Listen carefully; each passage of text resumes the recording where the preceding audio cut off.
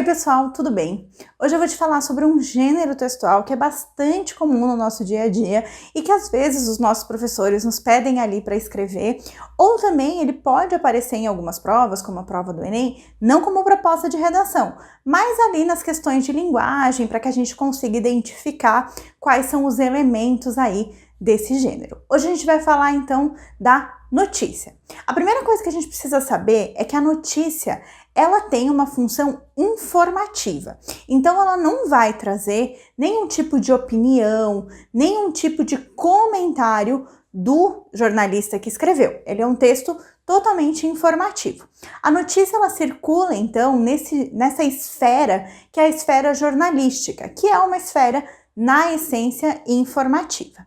Além disso, a notícia, e esse é um dos primeiros elementos que a gente pode pensar, ela é um texto relativamente curto. Por quê? A notícia, basicamente, ela vai nos informar sobre fatos, sobre questões importantes que acontecem na nossa rotina. Então, pensem só, quanta coisa acontece todo dia na sociedade. Pensem, então, quantas notícias podem existir num único dia. Para quem é acostumado a ver sites de notícias, sabe, assim, se você entra de manhã, tem algumas notícias. Se você entra à tarde, essas notícias já sumiram e tem várias outras novas no lugar. Por quê? Porque a notícia tem esse caráter de ser muito ágil, né? Então, por conta disso, a notícia tende a ser um gênero mais curto, um texto mais curtinho aí para que a gente consiga ler algumas notícias no decorrer do nosso dia. Mas, ao mesmo tempo que é um gênero curto, ele precisa responder algumas questões importantíssimas para que a gente também não saiba desse fato pela metade. A gente precisa saber de tudo. Então, essas perguntinhas que estão aqui, todas vão precisar ser respondidas. Já vou te mostrar onde que elas vão aparecer. Mas tudo isso precisa aparecer. E além dessas perguntinhas, existem outros elementos que são característicos desse gênero. São características, de maneira geral, dos gêneros da esfera jornalística. Depois a gente vai ver num outro vídeo sobre o gênero reportagem e vocês vão ver que isso também aparece. Mas quais são esses elementos então? O primeiro deles é o título, ou o que a gente pode chamar de manchete. De maneira geral, o título ele aparece aí com letras maiores, com um certo destaque. No exemplo que eu vou mostrar para vocês, vejam ali, ó, o título está destacado, né? Ele traz ali essa manchete, esse título, de uma maneira mais destacada. Isso é normal, né? Exatamente para chamar a nossa atenção. Vejam, se a gente vê várias notícias no decorrer do dia, a gente precisa selecionar ali a que nós vamos ler. Por isso que a manchete é sempre assim, mais chamativa. Mas depois desse título aí, em letras garrafais, a gente tem uma leve explicação do título logo abaixo dele, que é o que a gente chama de subtítulo. No caso do exemplo que vocês estão vendo aí na tela, ali ó, Festival Pré-Fã passará por 16 cidades exibindo os melhores filmes de 2012. Aqui a gente tem então um complemento do título que é Cinema para Viagem. Depois, uma coisa muito importante, lembra, muitas notícias, a gente está lendo muito rápido. É preciso que as principais informações dessa notícia estejam logo no começo do texto. Então, é importante que o primeiro parágrafo já responda algumas das questões que eu preciso saber. Esse primeiro parágrafo, então, o primeiro parágrafo de uma notícia, a gente vai chamar de lead. O lead, ele precisa responder algumas questões básicas, que são o que aconteceu, quando aconteceu, quem foi responsável por esse acontecimento e onde ele aconteceu.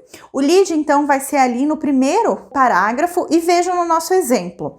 Um mês antes do 17º Florianópolis Audiovisual Mercosul, FAN 2013, o pré-FAN levará a 16 cidades. Então, veja, eu já sei quando isso vai acontecer, tá? Eu já sei que é ali um mês antes do festival. O que vai acontecer? O pré-fã, tá? Ele que vai acontecer. Quem é responsável? O próprio festival. E onde vai acontecer? Em 16 cidades ali do estado. Então vejam, as principais informações para me manter nessa notícia, elas já aparecem já no primeiro parágrafo, que é o que a gente chama de lead. Então toda vez aí que te pedirem para analisar, para verificar o lead de uma notícia, ele vai ser ali esse primeiro parágrafo. Depois disso, a gente tem propriamente o corpo da notícia. O corpo da notícia vão ser os próximos parágrafos que vão me explicar com mais calma esses elementos que foram apresentados ali no lead.